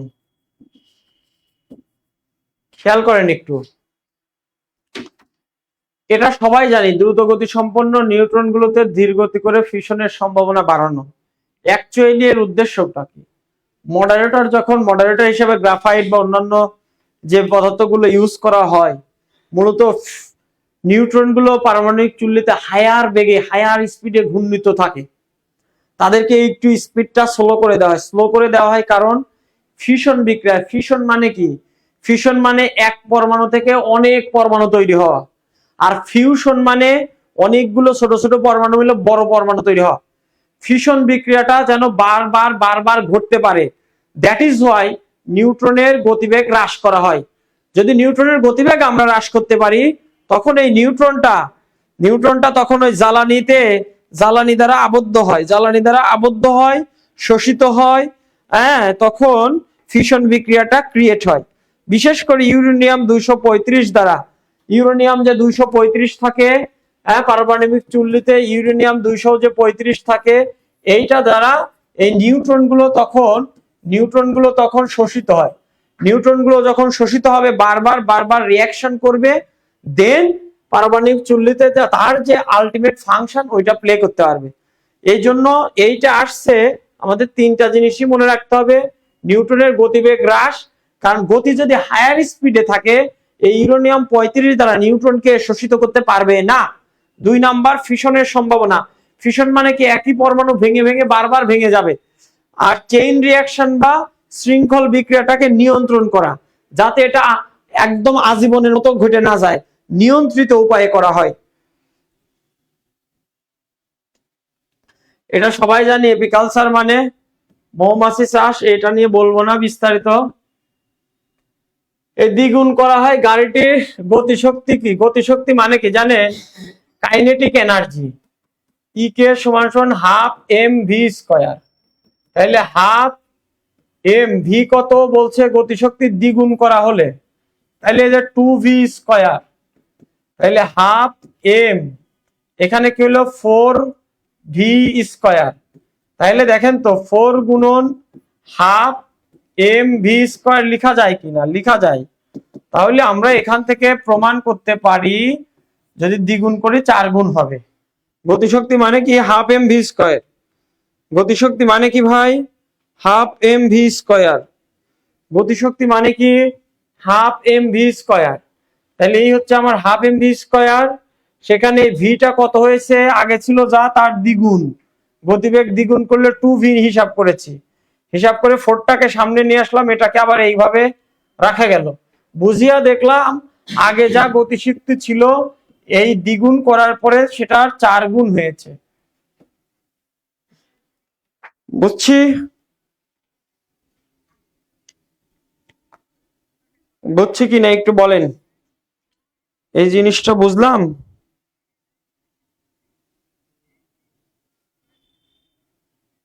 ওকে, পরের প্রশ্নটা, এই গ্রে হাইড্রোজেনের তুলনায় গ্রিন হাইড্রোজেনের সুবিধাটা কি? এটা আমার ধারণা ম্যাক্সিমাম মানুষই জীবনে প্রথমবার শুনছেন। গ্রে হাইড্রোজেন, গ্রে হাইড্রোজেন জিনিসটা কি? গ্রে হাইড্রোজেন তৈরি করা হয় জীবাশ্ম জ্বালানি থেকে, আর গ্রিন হাইড্রোজেন তৈরি করা হয় নবায়নযোগ্য শক্তির উৎস থেকে। এইটা হচ্ছে মেইন পার্থক্য। গ্রে হাইড্রোজেনের বিক্রিয়াটা একটু দেখাবো আপনাকে।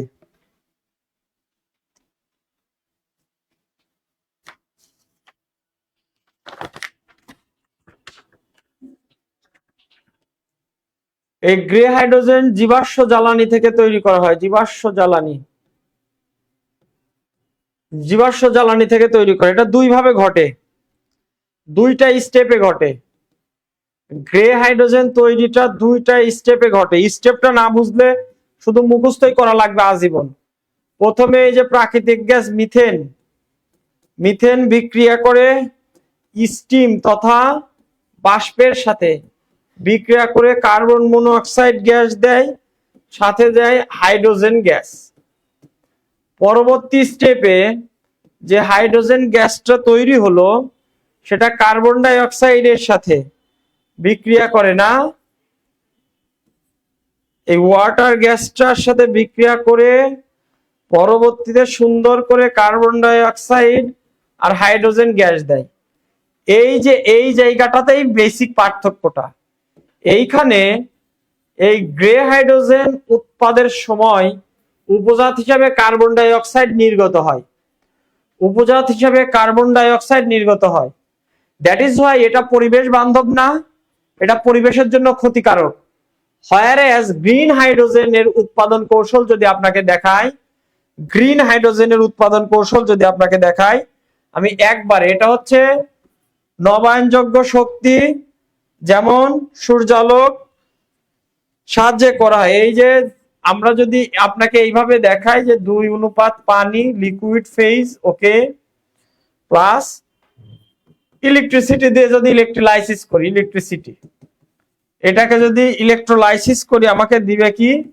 দিবে হচ্ছে 2 হাইড্রোজেন গ্যাস প্লাস দিবে হচ্ছে অক্সিজেন গ্যাস। তার মানে এই জায়গায় এই গ্রিন হাইড্রোজেন তৈরিতে, এই যে হাইড্রোজেন, গ্রিন হাইড্রোজেন তৈরিতে কোনো কার্বন ডাই অক্সাইড তৈরি হয়নি। হোয়ারএজ গ্রে হাইড্রোজেন তৈরিতে কার্বন ডাই অক্সাইড তৈরি হয়েছে। That is why carbon dioxide যেহেতু পরিবেশের জন্য ক্ষতিকারক, গ্লোবাল ওয়ার্মিং দেয়, জলবায়ু পরিবর্তনের জন্য ক্ষতিকারক, দ্যাট ইজ ওয়াই আমরা বলি যে এই যে কার্বন নিঃসরণ শূন্য। কারণ গ্রিন হাইড্রোজেনে কোনো কার্বন ডাই অক্সাইড তৈরি হয় না। আর কার্বন ডাই অক্সাইড তৈরি না হলে কার্বন কোথায় থেকে আসবে বলেন? কোথায় থেকে আসবে? আসবে? আসবে না। ওকে,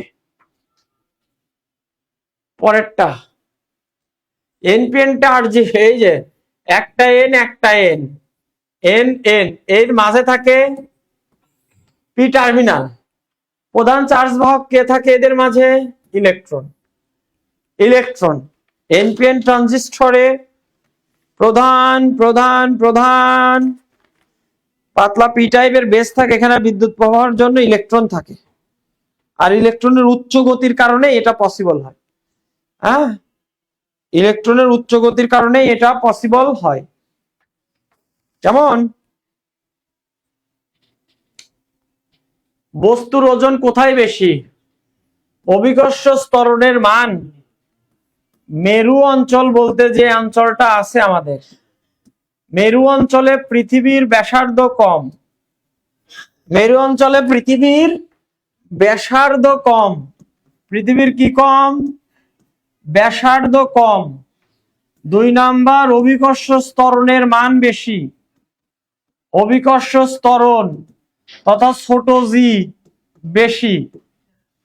দ্যাট ইজ ওয়াই মেরু অঞ্চলে আপনি যদি বস্তুর ওজন এই যে এইটা দিয়ে হিসাব করেন mg, তাহলে এই জি এর মান যেহেতু বেশি, সুতরাং বস্তুর ওজনও এই ক্যালকুলেশনে আপনি বেশি পাবেন।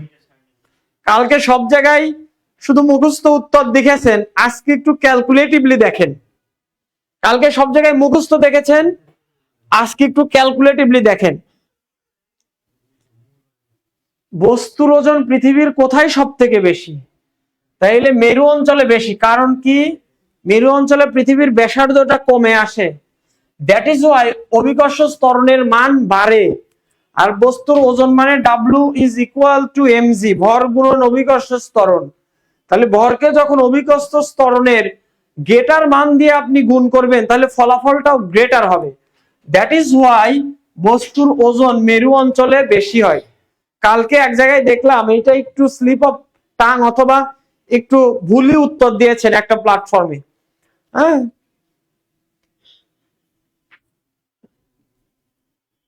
কোন বাঙালি কৃষ্ণ ভাবে? এটা সবাই পারেন, জামাল নজরুল ইসলাম। ইনি বাংলাদেশের একজন পদার্থবিদ, প্রথিতযশা পদার্থবিদ। পরের প্রশ্ন, ভাইরাস সম্পর্কে সত্য কোনটি? ভাইরাস সম্পর্কে কয়েকটা কথা বলে দেই। ভাইরাস হচ্ছে অকোষীয়, 2 নম্বর অন্তঃপরজীবী,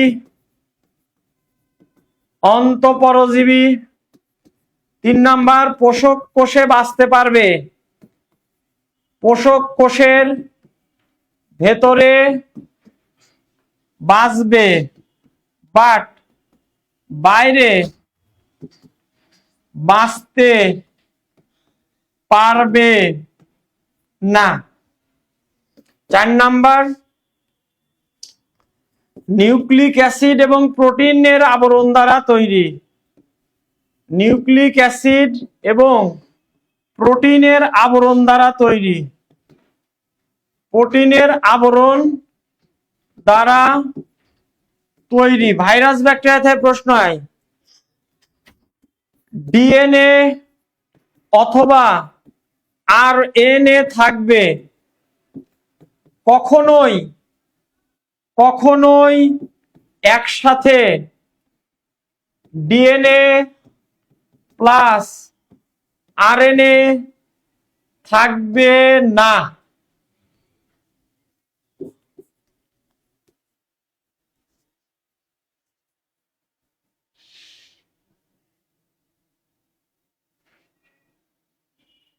তাহলে ভাইরাস সম্পর্কিত কয়েকটা কথা বললাম। ফার্স্ট অফ অল অকোষীয়, ওকে। মাইক্রোস্কোপিক, এ কথাটাও বলা যাবে। মাইক্রোস্কোপিক অর্থাৎ মাইক্রোস্কোপ ছাড়া আপনি দেখতে পারবেন না। মাইক্রোস্কোপিক, মাইক্রোস্কোপ ছাড়া যাদের দেখতে পারবেন না। জীব এবং জ্বরের, জীব এবং জ্বরের মাঝামাঝি স্টেট, মাঝামাঝি স্টেট, অর্থাৎ ভাইরাস জীবও নয় জড়ও নয়, ভাইরাস জীবও নয় জড়ও নয়। আমি এই ক্লাসটা এর আগেও নিয়েছিলাম, সেইখান থেকে এই কোয়েশ্চেনটা হুবহু কমন পড়ছে। আমি এই ক্লাসটা এর আগেও নিয়েছিলাম। যারা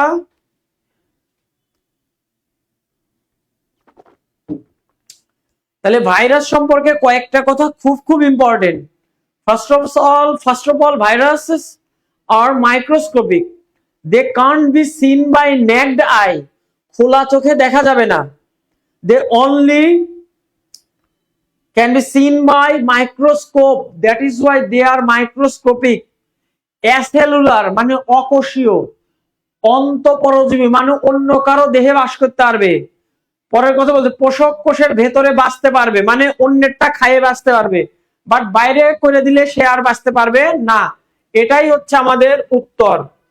নিউক্লিক অ্যাসিড এবং প্রোটিনের আবরণ দ্বারা তৈরি, তার মানে এখানে কোনো কি সাইটোপ্লাজম ওই অন্যান্য ম্যাটেরিয়াল নাই। ডিএনএ অথবা আরএনএ থাকবে, অর্থাৎ কখনোই ডিএনএ এবং আরএনএ একসাথে থাকবে না। ডিএনএ দ্বারা যে সমস্ত ভাইরাস তৈরি হবে, they will be termed as DNA virus, whereas genetic material যখন আরএনএ হবে তাদের নাম হবে RNA virus. For example Covid virus, Covid virus কিন্তু কোভিড যে হয়েছে আমাদের কিছুদিন 2019 সালে আসলো এই দেশে, এটা কিন্তু আরএনএ ভাইরাস দ্বারা। এটার নাম ছিল SARS-CoV-2। কেমন? তাহলে ডিএনএ অথবা আরএনএ থাকবে, কখনোই দুইটা এট এ টাইমে প্রেজেন্ট থাকতে পারবে না।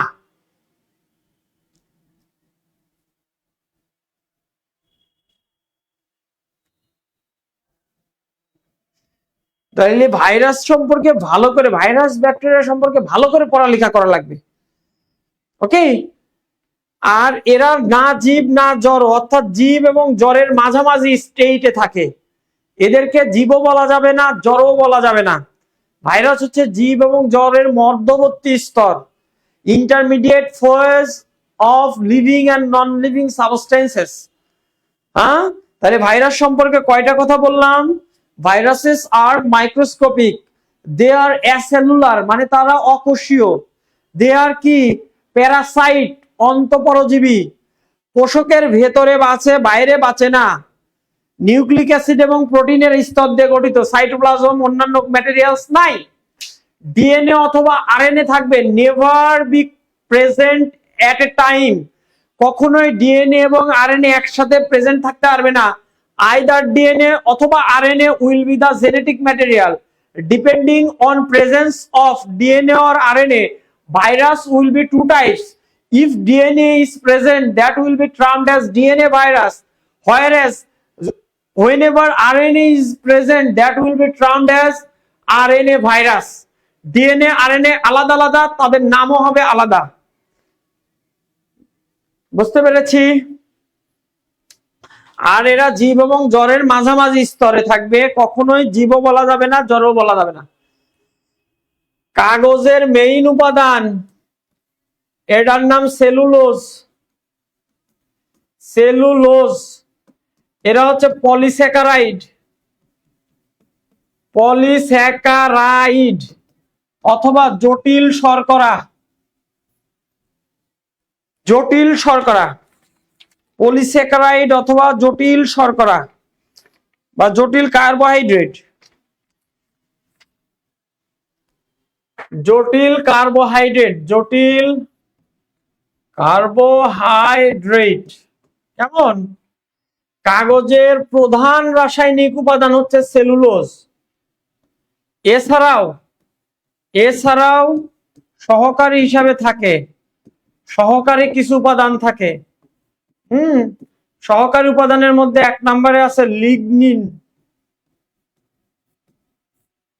1 নম্বরে আছে লিগনিন, আরেকটা আছে হেমিসেলুলোজ। হেমি মানে সেমি, হেমি মানে সেমি।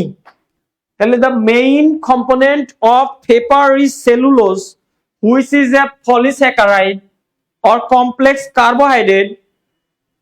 আর আমাদের সহকারী আরো উপাদান আছে, সেগুলো কি লিগনিন অথবা হেমিসেলুলোজ, লিগনিন অথবা হেমিসেলুলোজ।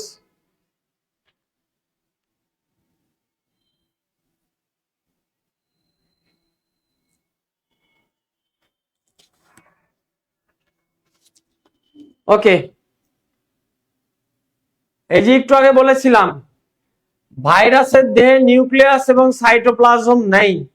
নিউক্লিয়াস তাদের দেহে থাকবে যাদের কোষ থাকবে। কোষের একটা প্রাইম বৈশিষ্ট্য, তার মধ্যে একটা নিউক্লিয়াস থাকবে। Every cell must have been a presence of a nucleus. যে কোনো কোষে অবশ্যই একটা স্পেসিফিক নিউক্লিয়াস থাকে। যেহেতু ভাইরাস নিজেই অ্যাসেলুলার মানে অকোষীয়, ভাইরাসের দেহে যেহেতু কোষই নেই, তাহলে নিউক্লিয়াস কোথায় থেকে আসবে? দ্যাট ইজ ওয়াই ভাইরাসে নিউক্লিয়াসও নাই, সাইটোপ্লাজমও নাই। যেহেতু কোষই নাই, হ্যাঁ, কোষ না থাকলে তাকে কোন প্লাজম দিয়ে ঢেকে রাখবে? দরকার নাই। যেহেতু কোষই নাই, সাইট শব্দটার অর্থই হচ্ছে কোষ, সাইটোপ্লাজম মানে কোষকে যে প্লাজম ঢেকে রাখে। বোঝা গেল? তাহলে সাইটোপ্লাজম মানে যে থকথকে সাবস্টেন্স যারা কোষের চারপাশে ঘিরা থাকে। এর তো কোষই নাই, তাহলে তার সাইটোপ্লাজম নাই। এর তো কোষই নাই, তাহলে তার নিউক্লিয়াসও নাই। বুঝে পড়তে হবে।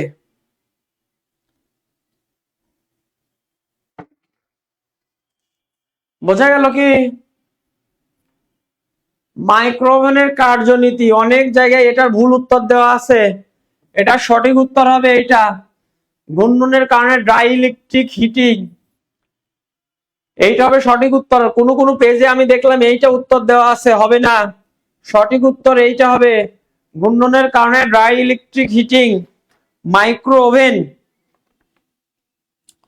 মাইক্রো ওভেনের মূলনীতি ঘূর্ণনের কারণে ডাই ইলেকট্রিক হিটিং। অনেক পেজে এটার ভুল উত্তর দেওয়া আছে, একটু দয়া করে খেয়াল করবেন কি বলছি।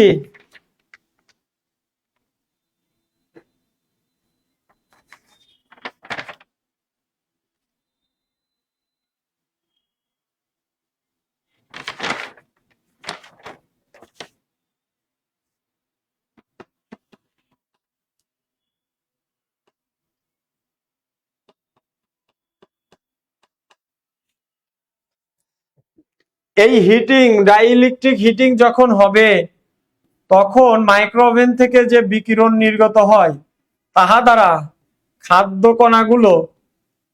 খাদ্য কণাগুলোই বারবার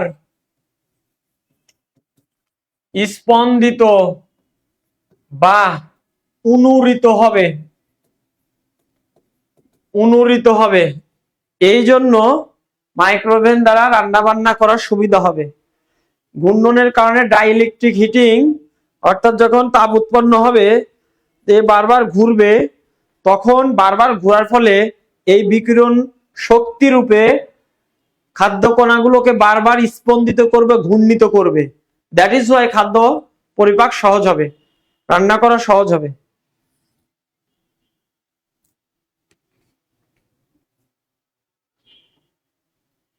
জেমস ওয়েব স্পেস টেলিস্কোপ, এটা গত দুইবারই আসছে। এটা হবে আইআর, ইনফ্রারেড রে, অবলোহিত অঞ্চল। কেন? কারণ এই টেলিস্কোপের একটা বৈশিষ্ট্য, ধূলিকণা বালিকণার আড়ালেও, ধূলিকণা বালিকণার বাইরেও, এই ধূলিকণা বালিকণার বাইরেরও যে সমস্ত গ্যালাক্সি নক্ষত্রপুঞ্জ আছে তাদের ছবি স্পষ্টভাবে তুলতে পারবে। হ্যাঁ, এই জন্য বলা হচ্ছে অবলোহিত অঞ্চলে, যাতে করে এটা ফাংশন করতে পারে। টার্গেটে ছিল এই অঞ্চলগুলোতে ছবি তুলে নিয়ে আসা, যেখানে এর আগে পৌঁছানো সম্ভব হয়নি। তখন এই যে জেমস ওয়েব টেলিস্কোপের মাধ্যমে একদম সফিস্টিকেটেড মেথড অ্যাপ্লাই কইরা এর স্তর, এই টেলিস্কোপ এই ধূলিকণা বালুকণার লেয়ারের বাইরেরও ছবি, সূক্ষ্মাতি সূক্ষ্মত ছবিও সুন্দর রূপে তুলে নিয়ে আসতে পারে।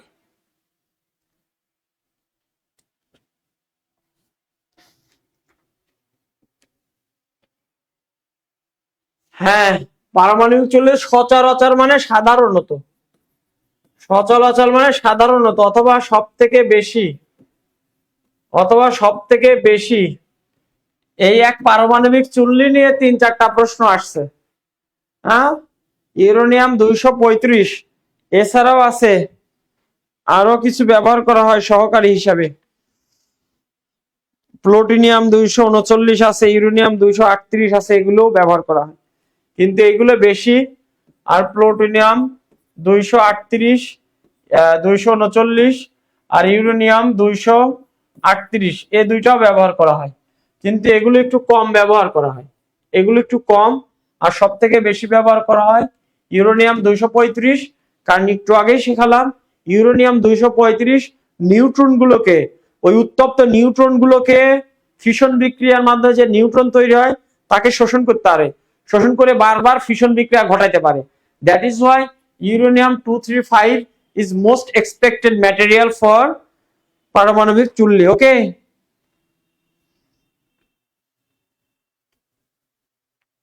এটা সবাই দেখছেন, এর আর ব্যাখ্যা দিব না, অর্ধেক ডুবে থাকবে অর্ধেক বাইর হবে। এইটা নিয়ে একটু কথা বলবো। এই টাইপ 1 মানে এটাকে জুভেনাইল ডায়াবেটিকও বলা হয়। জুভেনাইল ডায়াবেটিক, যুব শব্দের অর্থ হচ্ছে অল্প বয়স্কদের মধ্যে দেখা যায়। টাইপ 1 কাদের মধ্যে দেখা যায়? অল্প বয়স্কদের মধ্যে দেখা যায়। আমি কিছুদিন আগে ডায়াবেটিকের উপর ইন ডিটেলস ক্লাস নিয়েছিলাম, সেখানে আমি বলেছিলাম ডায়াবেটিক মানে কি। ডায়াবেটিক এমন একটা ফিজিওলজিক্যাল কন্ডিশন ইন হুইচ, যেখানে কি ঘটবে, বডিতে বডিতে বডিতে আপনার শর্করার পরিমাণ রক্তে বেড়ে যাবে, বডিতে না রক্তে বেড়ে যাবে। কেন? Due to the deficiency of insulin production from pancreas তথা অগ্নাশয়। যখন বডির নিড অনুযায়ী অগ্নাশয়ের আইলেটস অফ ল্যাঙ্গারেন্সের বিটা সেল থেকে পরিমাণ মতো ইনসুলিন ক্ষরণ হয় না, তখন আমাদের খাবার দাবারের যে পোর্শনটা শর্করা রূপে রক্তে প্রবেশ করে, রক্তে ওই শর্করার লেভেল বেড়ে যায়। কিন্তু যদি ঠিকঠাক ইনসুলিন সিক্রেশন হইতো, ইনসুলিন ওই সেলের মধ্যে যে কার্বোহাইড্রেট তথা শর্করা ঢুকছে ওটাকে পরিপাক করে সেল থেকে বাইর করে দিত। এটা কি রকম কেন হয়? এই type 1 one kind of auto immune disease, auto immune, অর্থাৎ এটা একাই হইতে পারে বডিতে, আর একটা আছে বংশ পরিচয়ের মধ্যে, বংশধরদের মধ্যে, ফ্যামিলি হিস্ট্রিতে যদি কারো ডায়াবেটিক থাকে তাদেরও হতে পারে।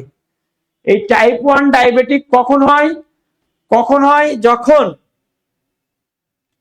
এই যে অগ্নাশয়ের বিটা কোষগুলো অটো ইমিউন ধ্বংসের কারণে অপর্যাপ্ত ইনসুলিন, হ্যাঁ এই কথাটা বারবার বলেছি।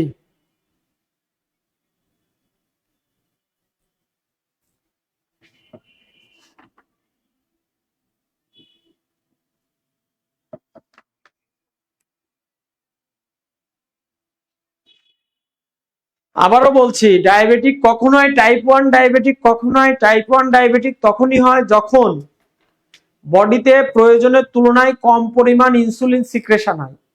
ইনসুলিন কোথায় থেকে সিক্রেট হয়? প্যানক্রিয়াস তথা অগ্নাশয় নামক একটা মিশ্র গ্রন্থি আছে আমাদের বডিতে। সেই মিশ্র গ্রন্থিতে কিছু সেল বা কোষ একটু উঁচু ডিপির মতো আছে, সেটার নাম আইলেটস অফ ল্যাঙ্গারহ্যান্স। সেই আইলেটস অফ ল্যাঙ্গারহ্যান্সে 4 ধরনের কোষ আছে, beta cell, gamma cell, delta cell, আর একটা আছে পলিপেপটাইড, এরকম। তো এই বিটা সেলের আইলেটস অফ ল্যাঙ্গারহ্যান্সের বিটা সেল থেকে ইনসুলিন ক্ষরণ হয়। যখন বডিতে কোনো কারণে ওই বিটা সেলের ওই আইলেটস অফ ল্যাঙ্গারহ্যান্সের বিটা সেল থেকে ইনসুলিন ক্ষরণ কমে যায়, তখন রক্তে শর্করার পরিমাণ বেড়ে যায়। এটাকে বলা হয় হাইপারগ্লাইসেমিয়া। গ্লুকোজের পরিমাণ রক্তে বেড়ে যায়, এটাকে বলা হয় হাইপারগ্লাইসেমিয়া। দ্যাট ইজ ওয়াই ঘন ঘন প্রস্রাব চাপে, ঘরমাক্ত হয়, দেহ ঘেমে যায়, ওয়েট লস হয় ইত্যাদি। হ্যাঁ, তাইলে এটা একটা অটো ইমিউন ডিজিজ। এই কি কারণে হয়? অপর্যাপ্ত ইনসুলিন তৈরি হয়, আর ইনসুলিন লেভেল যখন কমে যায় রক্তে শর্করার পরিমাণ বেড়ে যায়, কারণ শর্করাকে রক্তে ব্যালেন্স রাখেই হচ্ছে ইনসুলিন। কথা কি বোঝাতে পারলাম বলেন? এটা আমি ক্লাস নিয়েছিলাম কিছুদিন আগেই, এটা হুবহু কমন পড়ছে আপনাদের। কোন টিস্যু পেশিকে হাড়ের সাথে, একটা কথা এখান থেকে লিখে নেন,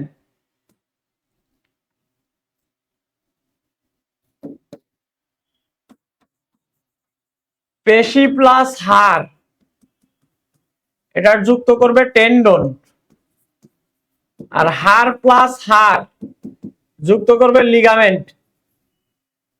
লিগামেন্ট নামক অংশ। এটা লিখে নেন। তাহলে পেশিকে হাড়ের সাথে, মাসল টু বোন, সেটা হচ্ছে টেন্ডন নামক একটা ইলাস্টিক বস্তু, আর বোন টু বোন মানে হাড় টু হাড় লিগামেন্ট। এখানে দুইটাই জানতে হবে, পেশির সাথে হাড়কে টেন্ডন নামক বস্তু, আর হাড়ের সাথে হাড়কে লিগামেন্ট নামক বস্তু দ্বারা অ্যাটাচড থাকে। ঠিক আছে, ওকে। এমআরআই এর পূর্ণরূপ যদি আপনি জানেন, ম্যাগনেটিক রেজোনেন্স আইতে ইমেজিং, তাহলে এই প্রশ্নের উত্তর জানা যাবে। ম্যাগনেটিক রেজোনেন্স ইমেজিং, এই যে ম্যাগনেট মানে কি? চৌম্বকীয়। রেজোনেন্স মানে কি? অনুরণনীয় তরঙ্গ, অনুরণনীয় তরঙ্গ, অনুরণনীয় তরঙ্গ। আর ইমেজ মানে কি? ছবি। দেখেন, এইটার শুধুমাত্র যদি অর্থ জানতেন তাহলে এই প্রশ্নটার সঠিক উত্তর দেওয়া সম্ভব। শক্তিশালী চৌম্বক রেডিও তরঙ্গ ব্যবহার করে ইমেজ তৈরি করে। এই যে ম্যাগনেটিক মানে চৌম্বক, তাহলে চৌম্বকীয় রেডিও। আর রেজোনেন্স মানে অনুরণনীয় তরঙ্গ, তরঙ্গ তৈরি করলো, তরঙ্গ তৈরি করে কি তৈরি করছে? ইমেজিং করছে, মানে ছবি তৈরি করছে। শুধুমাত্র অর্থ জানলে এই প্রশ্নটার উত্তর জানা পসিবল ছিল। Thank you so much. আজকের মতো, কালকে সবাই অনেক ক্লাস করেছেন, ক্লান্ত। আমার আজকে এই ক্লাসটা নিয়ে দাঁড়ানো উচিত হয়নি, এটা জানি। আবার আমাদের পোস্টটাও দেওয়া একটু বোকামি হয়েছে। আগামী দিন থেকে ইনশাল্লাহ আপনাদের নিবন্ধন, নিবন্ধন প্লাস প্রাইমারি প্রধান শিক্ষক, এবং যাদের আরো বড় টার্গেট একদম 51তম বিসিএস, এগুলো নিয়ে ইনশাল্লাহ সামনের দিনগুলোতে ম্যাথ এবং বিজ্ঞান পর্যায়ক্রমে আমি ক্লাস নিব। আপনারা যদি চান আর কি, কারা কারা রেগুলার ক্লাস চান একটু কমেন্টসে জানাবেন। কারা কারা রেগুলার ক্লাস চান একটু কমেন্টসে জানাবেন। ইনশাল্লাহ আমি আগামী দিনগুলোতে এই রাত 9টার দিকে 1 ঘন্টা 1.5 ঘন্টার একটা ক্লাস রাখবো নিবন্ধনের জন্য, ম্যাথ এবং বিজ্ঞান। আপনারা এবার দেখে থাকবেন, নিবন্ধনে কিন্তু বিজ্ঞান অ্যাড করেছে, সুতরাং এখানে জোর দিতে হবে। বিজ্ঞানের প্রশ্নগুলো খুব ডিপ থেকে আসে। বাজারের ম্যাক্সিমাম শিক্ষক কোচিং বলে বিজ্ঞান পড়া লাগে না, চাকরি যদি পাওয়া লাগে তাহলে পড়া লাগে, আর চাকরি যদি না পাইতে চান তাহলে পড়ার দরকার নেই। ঠিক আছে? তো থ্যাংক ইউ সো মাচ। সবাই ভালো থাকবেন, সুন্দর থাকবেন। আল্লাহ হাফিজ।